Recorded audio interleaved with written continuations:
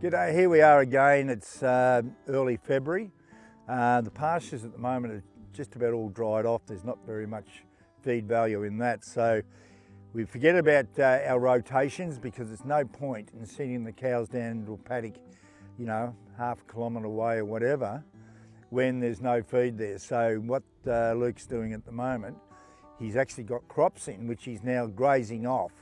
And as you can see behind me, there's this is millet and rape crop. He's stripping that off. He's actually keeping the cows in this paddock, and it's not all that far away from the dairy. And now that he's got them in here, he's actually now feeding silage out as well to make sure that they're pretty well fed. No point in sending the cows into a long way away when there's no feed there. So we've got to wait now until we get the rains and everything. And what he's doing at the present, he's just fed the cows silage in here as well. The cows will be in here right until milking time this afternoon. So Luke's got a crop in, as we've just seen up there. He's actually grazing that off, and he's leaving the cows in this paddock. And now that we've got silage that's been put out for them, the silage that we made back in September, October, is now being fed back to them. That's where we had the protein and all of really good stuff in it. Silage, as we know, is a fermented product, really good for the cows. It's reintroducing the protein now that they're missing out in the pastures. So they're all having a good old feed at the moment. They'll be in this paddock until they come out tonight, and then they'll be going into another paddock, which will be also very close to the dairy, and they'll be getting fed silage there as well. So it's very important that that feed we've managed to wrap up in the spring is now being fed back to them. And unlike anything else, it's really important to have that feed. If it's not, there's other feeds we can put into them as well. There's vetch hay, which is really good stuff. It's really high in protein. It's got about 23–24% protein in it.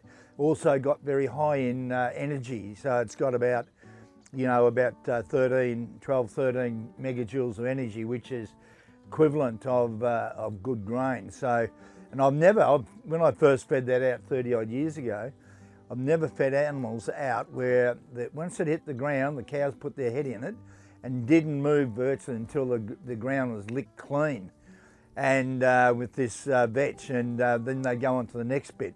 A lot of the hays you feed out, they'll chase you to see where there's the best of it. But in the vetch, all this other good stuff was in front of them, but they just cleaned out what they had. Really great feed for this time of year. Yeah, some of the best workers we have on the farm is what we call dung beetles. And what they do, as you can see here in this pad here, they bury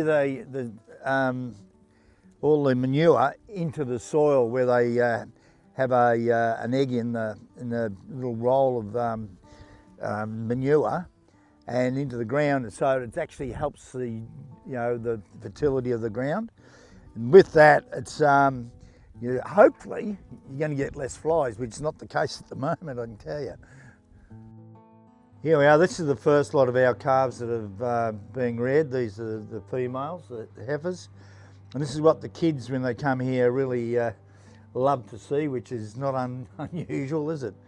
Yeah, so we've only just had about 5 or 6 cows or heifers at this stage that have calved. And yeah, no, they're gorgeous little fellas. And once they get fed here and they learn how to drink, Luke will take them up to his side of the farm, and they've got sheds there where they'll be looked after.